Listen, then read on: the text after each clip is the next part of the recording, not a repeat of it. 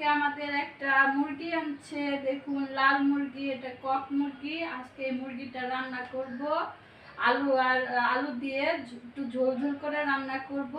এটা খেতে আর কি অনেক মজা। লাল মুরগি তো, কক মুরগি, লেয়ার মুরগি বলে।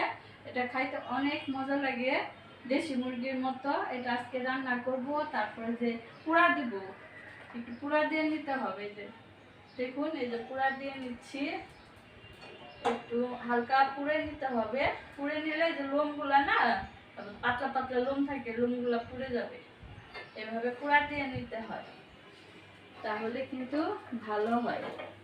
এই দেখতে পাচ্ছেন, এই যে উল্টাইয়া পাল্টাইয়া তারপরে পুড়তে হবে, এতে লোমগুলা পুড়ে যাবে।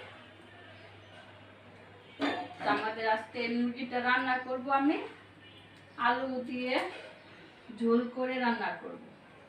তো এই যে দেখুন, হালকা একটু পুড়ে নিলাম, পুরো হয়ে গেছে। তো বাকি ময়লাটা পরিষ্কার করে তারপরে কেটে ধুয়ে রান্না করব। তো সাথেই থাকুন, দেখতে থাকুন। আচ্ছা, 1 মিনিট হয়ে গেছে। লালটা দিয়ে টিপ দিব। হ্যাঁ।